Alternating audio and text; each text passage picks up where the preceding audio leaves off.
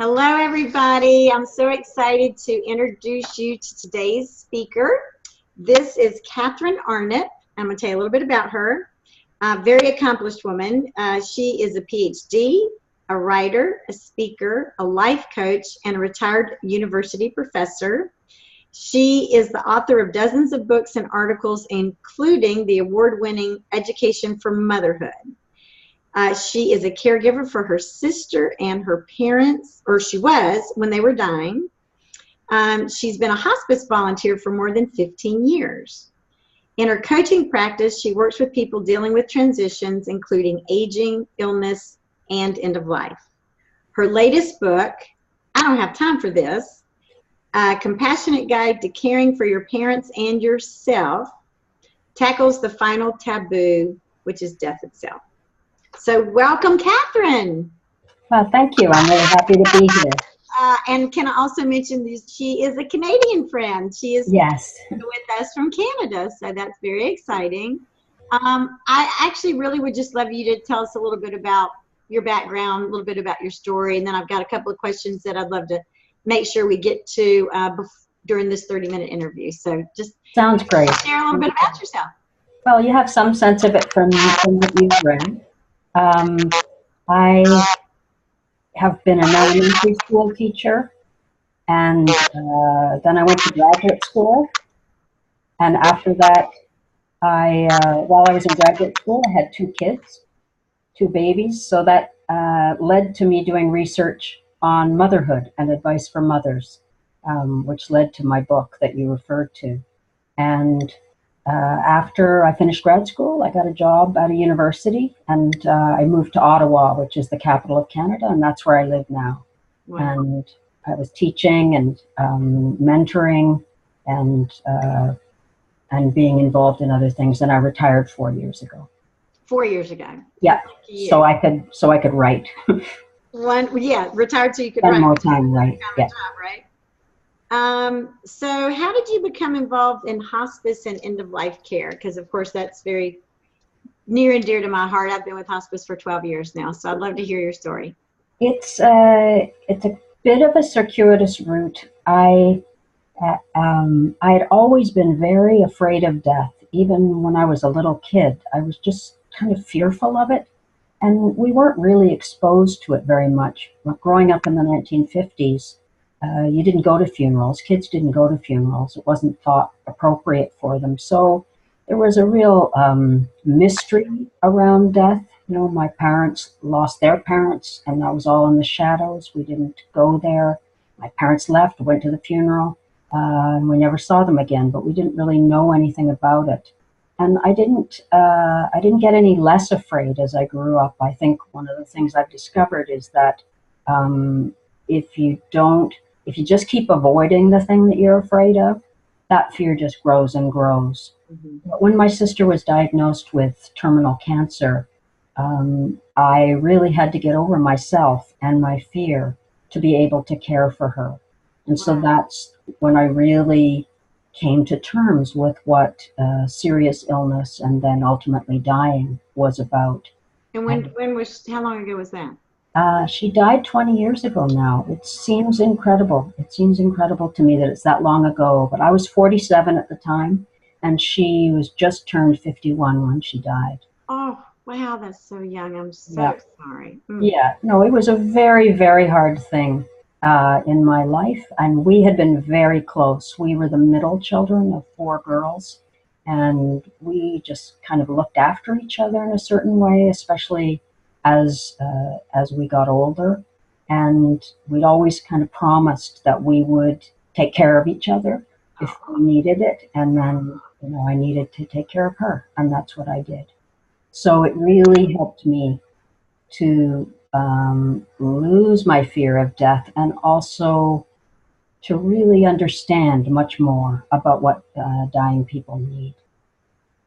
And so is her illness, is that what brought you into the hospice world? Absolutely. Okay. After she died, I told people I was transformed by her death. Was she in hospice care? She wasn't actually. In '97, there really wasn't much around. We had We had a doctor who came to the house a few times, but mostly we were flying by the seat of our pants. Wow. I was reading and researching, and this is before the internet, really. Right.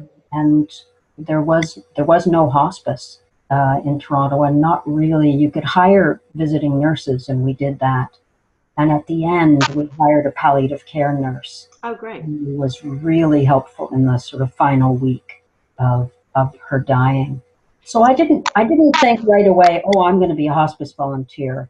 And in fact, after a death, you can't immediately become involved in hospice. Right. In general, it's usually at least a year or two. Right. It was about 4 years after she died, and I'd been reading more and more about death and dying. And a hospice, a residential hospice, opened up near my house, about 6 blocks from my house. And I went and I took the training, and that's it. I became a residential hospice volunteer, and I've been there ever since for Wonderful. over 15 years. And I do want to circle back for a minute. You mentioned palliative care nurse.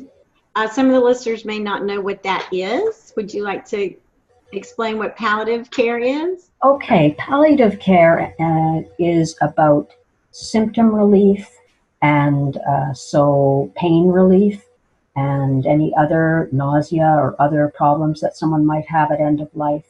It can be delivered anywhere. In Canada, we tend to talk about hospice palliative care altogether because we don't have the same Medicare distinctions that you do. Right. But palliative care you'll see often in hospitals, and it's to palliate means to wrap in a cloak, to care for, and that's the kind of care it is. There's no more treatment. There's no effort at curing. It's a recognition that the most important thing is the comfort of the person. And so, did I hear you correctly? In Canada, you do hospice and palliative care together. You never separate the two? We mostly talk about hospice palliative care together. The associations are called hospice palliative care. Okay. And, yeah. Well, so for the listeners that are in the U.S., you can have palliative care and not hospice. And typically the way I explain it is, so hospice and palliative care, at least in the U.S., is a specialty. Just like if you had heart issues, you'd go to a cardiologist, or if you had cancer, you'd go to an oncologist. And the palliative part, and your mention of what the root word palliate means with a cloak, it also means to ease. Palliate means to ease. So if I had a cold and a bad cough, I will take cough medicine. It's not going to do a darn thing for my cold because there's no cure for the common cold, but it's going to make me feel better. So that's palliative care, anything that's pain and symptom management. And so in the U.S., and this is a question for you also in Canada, to qualify for hospice care, you have to have a 6-month or less prognosis at the end of life, and you're no longer seeking curative treatment. Is that the same in Canada? It's not quite as firm as that. We would have, say, the hospice where I volunteer, we have a day hospice program, and people come 1 day a week, and that program is not restricted to people who are actively dying or even in the last 6 months. Oh, okay. It is a little bit blurrier, right. But so palliative care can definitely happen while you're having curative measures as well. You can have palliative care, the same as in the U.S. Exactly. And more people should be having it. Yeah, exactly. Let me kind of finish real quickly this explanation. I want to hear more about this 1 day a week program you've got for your residential program. So the palliative part is all of hospice. Every single thing hospice does is palliative. It's all pain and symptom management, but it's also, because of Medicare, the definition is when you have a 6-month or less prognosis and you're no longer seeking curative treatment. But you can also just have the palliative part of it if you are seeking curative treatment. Yeah. So I think it sounds pretty similar, that you can have pain and symptom management while you're seeking curative treatment. You can have pain and symptom management, palliative care, when maybe you're not in that 6-month or less window quite yet. Maybe you're 2 years out, or but it's an advanced serious illness, and for whatever reason, you're not appropriate for hospice quite yet. Mm-hmm. So sounds kind of similar. It's similar. Yeah. Love to hear more about your residential program when you said they can come 1 day a week. Explain that a little bit. Okay, so we have 3 main programs. Well, 4 really, if you count the grief and bereavement groups that we run. The day hospice is for people who have a life-threatening illness. They've been diagnosed with a life-threatening illness. They could still be in treatment. They could be in remission, and they get driven to the hospice by a volunteer driver from our hospice program, and they get there about 10. They get 10 in the morning. There's usually about 12 or 14 people there, and a bunch of volunteers and a staff member. They have a little snack. They can get involved in the art program, painting and drawing, that kind of thing. There's a happy hour where you can have wine. Oh, how nice. And then they have a beautiful lunch made for them and tailored to any dietary concerns they might have. Right. So they have that lunch. They might listen to some music. We have a music therapist who comes in and plays music. Oh, beautiful. Then they're picked up at about 2. So it's, that's part of the programs that we run. And we also have a home support program where a volunteer can come in to visit, usually once a week, and provide respite for your caregiver and company for you. So that, again, that program can happen at any stage in a life-limiting illness. Wow, wonderful. Sounds very similar to like a senior daycare type. The day hospice program, it's like that, although you could have people in their 30s or 40s, because anyone. The qualifier is they have a life-limiting illness. Right. So, and we always do have a range of ages, not just seniors. That's great. Yeah. That's great. Yeah, it's a great program. And then you said you have a total of 4 programs, right? So what are the other 3? So they run a number of grief programs. So there are specific groups for men, for spouses. There's a grief walk once a month with volunteers. There's some work with children, and we have a social worker as well who does grief work. And then the residence, which is where I volunteer. And we have 9 beds, 9 single rooms. And there the focus is on comfort care and also on the family. Mm-hmm. So the center of it is the patient, the person who's dying, but the family also receives a lot of care and comfort as well. And we as volunteers will often spend time talking to the family member or family members, and in the kitchen, hanging out in the kitchen and talking about how they're doing, that kind of thing, which you might not see, say, in a hospital program. It's pretty much just disease and patient oriented, whereas we're very much focused on the family and who they are, what issues they might have, and I spend quite a bit of time with family members, actually. Yeah, so that's a very common thing we share, in that when you're in the hospital, it's pretty much all about the medical situation, about the patient. But hospice, I think the hospice philosophy is very much family patient. It's as much about the family as it is the patient, because what if it happens to the patient affects the family, vice versa. So there's a big holistic approach to that family unit. Yeah, sort of circle of care. We talk a lot about the circle of care. That's exactly right. I wanted to look at a couple of these questions I want to be sure we cover. So you say in your book that caring for your sister taught you how to be with dying. What did you learn from her, and how did your sister's death transform you? Okay. I was very much devoted to her. And I would say that love really motivated everything that I did. But I was also, like many people, I was 47, a couple of kids. I was running a university department at the time. I was super busy and type A. Stressed, probably. Yeah, I was very stressed, and I would say that I was a type A person. You got your list, and you tick, tick, tick, tick, tick. And So when it's someone sick and first you're hoping for a cure and then you realize that someone's actually dying, still you've got your list. And there are a lot of things to get done.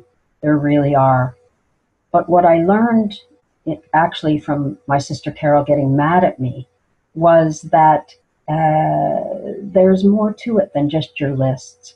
At one point, it was near, maybe 2 or 3 weeks before she died, she just said, I'm sick of it. All you ever do is talk on the phone and look at your lists and make arrangements for things. And, you used to come here and watch TV with me.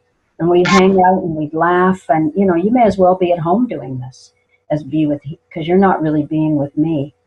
And I was really shocked, and a bit defensive, Right? and a bit defensive.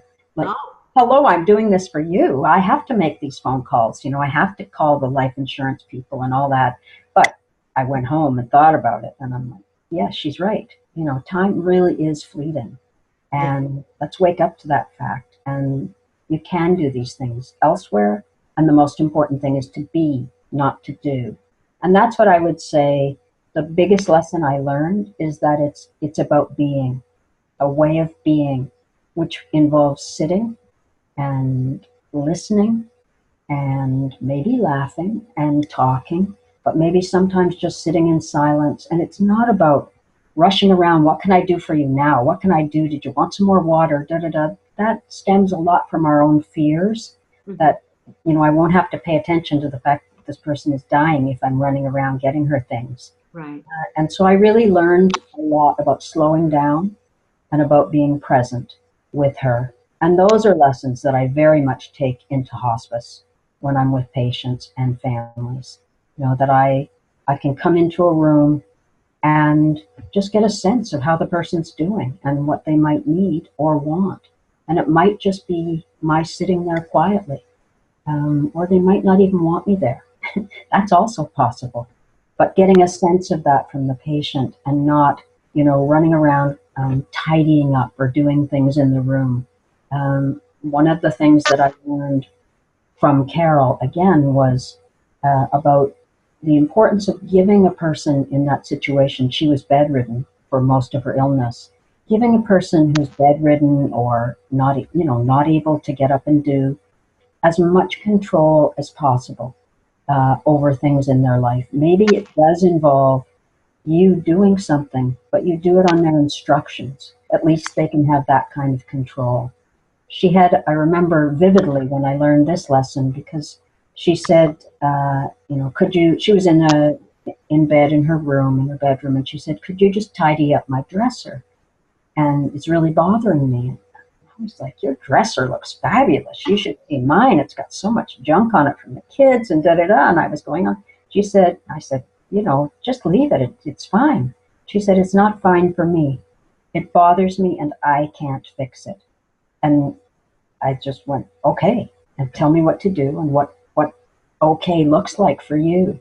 And I've taken that into the hospice, and I will often do things for patients. They'll tell me, could you just close the bathroom door? I really don't want to be looking at it all the time. Right. Or could you fix that shelf? Or could you put that closer to me?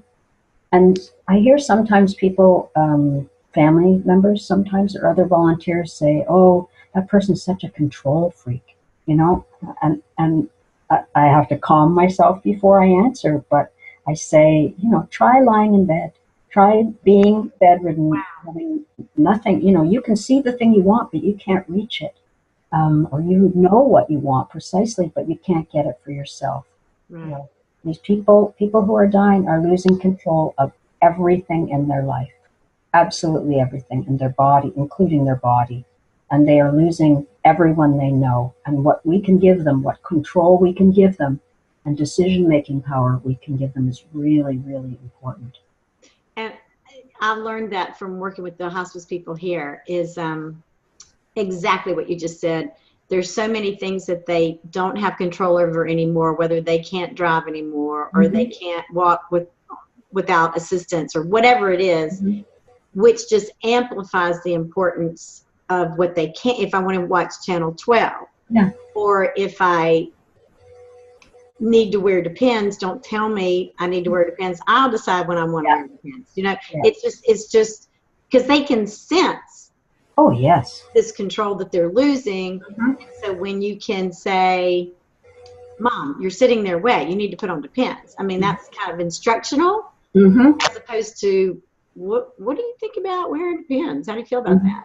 And then Yeah. he says, you know what? I think I'm going to try that Yeah. for a decision. Yeah. And it is all about control. That's such a good point. Yeah. So what were the last 3 weeks like with your sister Carol once she said, you're not paying attention to me. We're not spending time. This is not quality time with you. So how did things change those last 3 weeks? I spent more time asking her what she wanted and what do you need and what do you want. And so one day she said, it's time. You need to call my friends, and I want them to come one by one, and I want to give them something. I want to give each one of them something. And I know, and then I did make a list, but on her instructions, I made the list, and I wrote down the names of the people, and then for some of them she knew, and she instructed me how to find those things. I'm just And adjusting sound. You go right ahead. and so I did that, and then I called her friends, and they came in, and then I would ask her when they came, do you want me in the room or not? And usually she said, no, I can handle it. You could be in the kitchen. That'd be okay. Because by now she was in a hospital bed in the living room. Okay. And, when my dad came, she wanted me there to be there with her. And so those kinds of things. The other thing I did was I asked her questions about the end. Do you want to be cremated? Do you want some kind of a memorial or celebration of life? And we had an interesting go around with that because she said, "Oh, no one would come. No one would come. It's summer, and it was just the very beginning of summer." And she was a teacher, and most of her friends were teachers, and they all take off for parts unknown in the summer. She said, "No one will come," and I said, "No, you're wrong. A lot of people will come." So I just kind of left that with her one day. Said, "You just think about it." And then the next day I came and she said, "So what do you think we want to do at my party?" And I was like, "Oh, your party."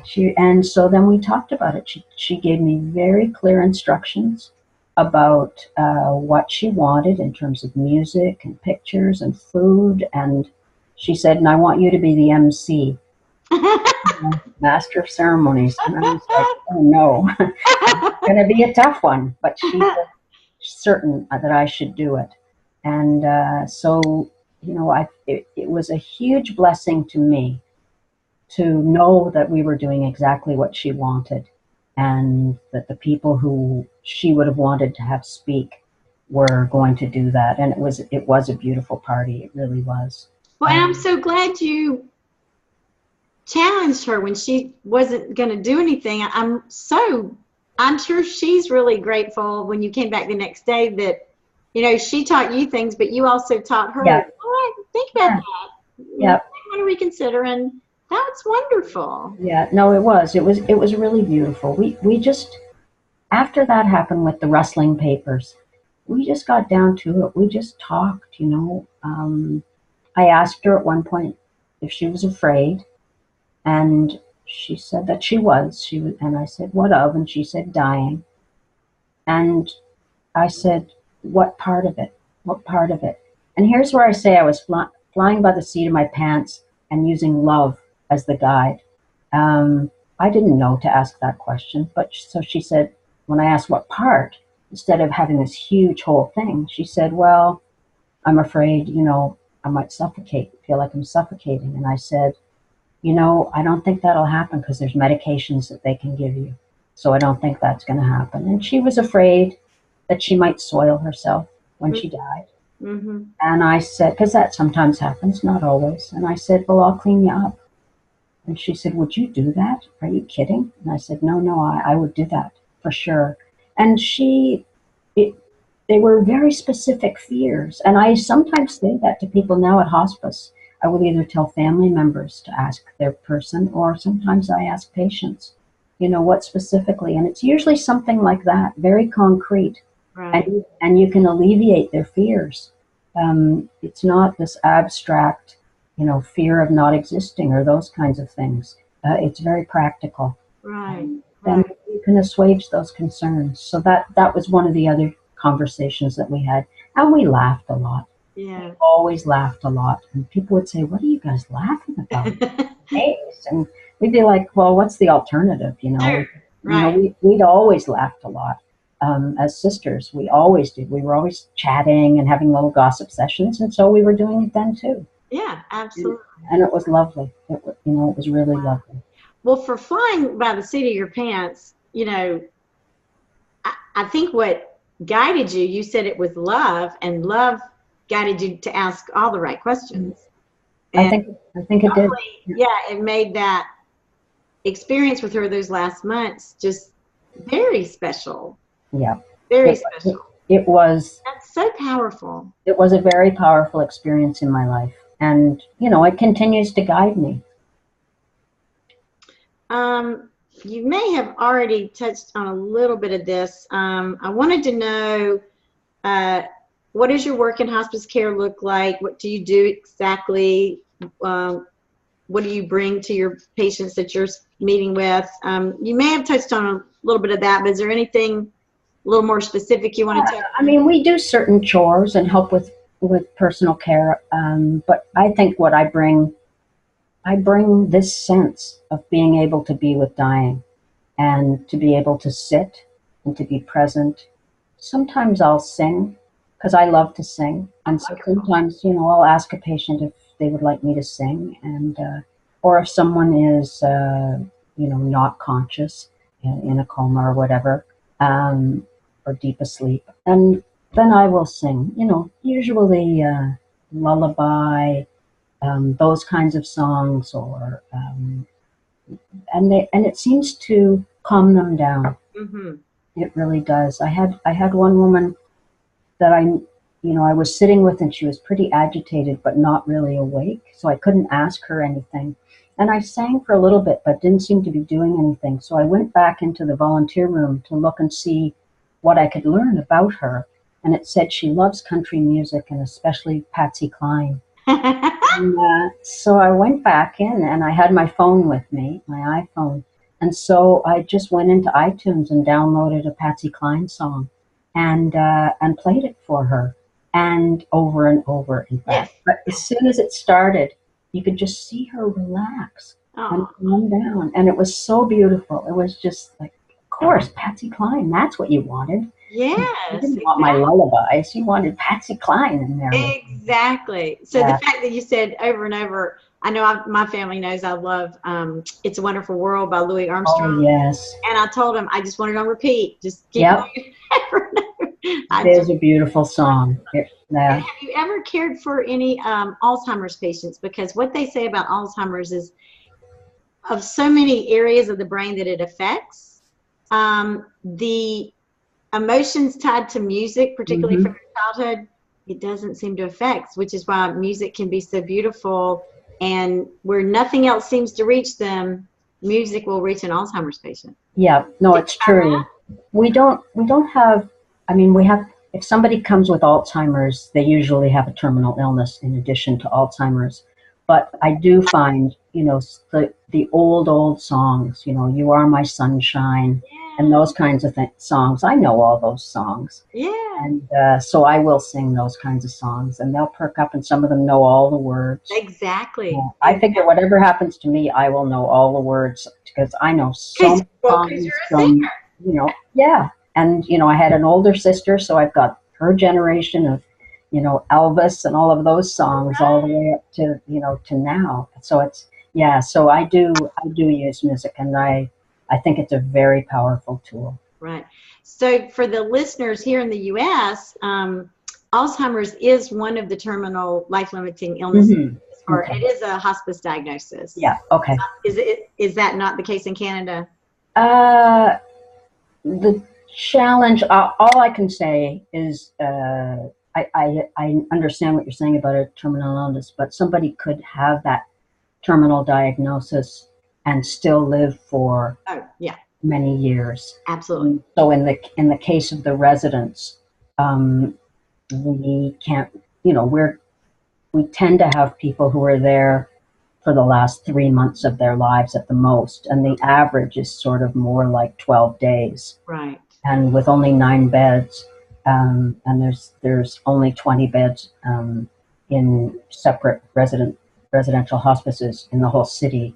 So we do have to focus on a person at the end of their life. So it would be probably a dual diagnosis when someone comes in with Alzheimer's. Well, and just for point of clarification, it's always in the U.S. anyway, because of Medicare guidelines, it does have to be a 6-month or less prognosis. Mm-hmm. But the terminal illness could be Alzheimer's, okay. And they could have had it for years and years. Right, but they're at that, yeah. Yeah, and I always say, you know, every doctor's crystal ball is very foggy. That's you know, right. It's their best guess, but the requirement is that 6-month or less window with the various terminal illnesses. Yeah. So let me ask you this: I know we do this in the U.S. Do you guys provide home care with hospice? So I hear about the residential, like a brick and mortar facility, but do you also provide care in the home? Because we do in the U.S. Mm-hmm. I mean, one of the biggest differences that we haven't touched on is that we have universal Medicare in Canada. Right. So everybody. Big difference. Yes, yes, and it's certainly contentious right now in your country. Oh, Lordy. So everyone in Canada has access to universal health care. Home care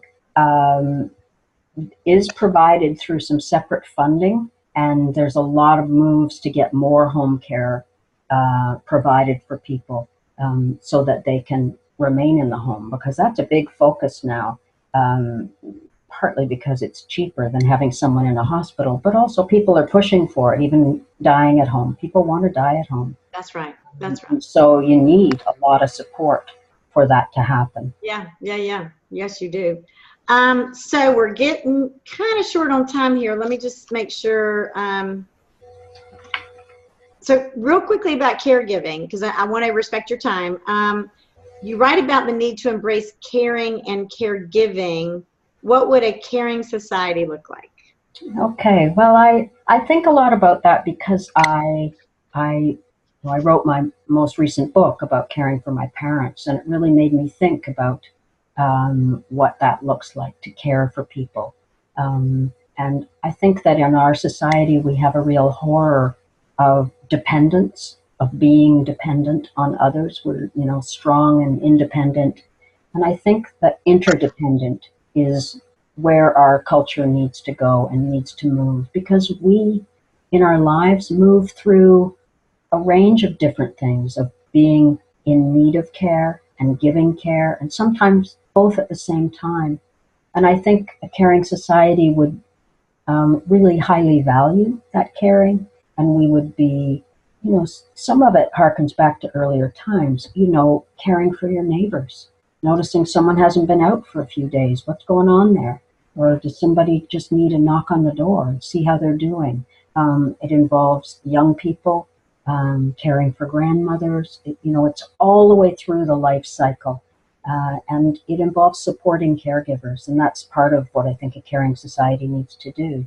And I don't just mean financially. I mean really valuing what they do and the role that they play, the absolutely essential role that they play, especially in elder care. But throughout the lifespan. And that's part of what I'm talking about. And I think you and your sister Carol are a beautiful example of how you just cared for each other, Mm-hmm. you know, in a beautiful way, and served each other. Yep. In a lot of ways. So. No, we did, and my life will be forever richer because of that experience. Right. It really will be. Well, before we go, I'm excited to tell the listeners that you are going to offer them a fabulous free gift. So would you like to explain what that is? Sure. One of the things that I haven't really touched on is that I am a life coach, and I got involved with that as I was easing myself out of my job as a university professor. And I focus on helping people who are in those big transition places in their lives. Sometimes it's a divorce or moving homes or retirement. And sometimes it's dealing with someone that they love who's ill or dying. And so I talk to people, work with people, and coach them around these issues. So what I'm offering to people is kind of to have a try, give a taste of what it would be like to be coached by Katherine, and in a 15-minute call, and see if it's something that they might want to take on in their lives, or that might help them with the things that they're dealing with. That's wonderful. I mean, we've covered a lot of things in 30 minutes, so you can cover a lot of things in 15 minutes. Yes, you can. So that's so generous. That's so generous of you. Thank you, thank you, thank you. So one more time, I want to make sure everybody knows how to get in touch with you. So this is Katherine Arnup. Her website is katherinearnup.com, and I'm going to spell that KATHERENEARNUP.com. And she's just written all kinds of books and has done all kinds of things. And I think, oh, and I did want to mention, by the way, one of your books, I don't have time for this, Dr. Ira Bayek, who is a MD, he's an author, and he's also a professor at Dartmouth, gave you a great review on your book. So congratulations for that. He's a real rock star. Yes, he is. So I know you were thrilled about that. Yeah. So thank you for the free gift. Thank you for this interview. So many people are going to benefit from your story, your sister's story, working with your parents. So it's been a real honor, and I just can't thank you enough. Thank you very much. You are great being with you. Oh, it's been a pleasure. It's been a pleasure. Okay. Okay.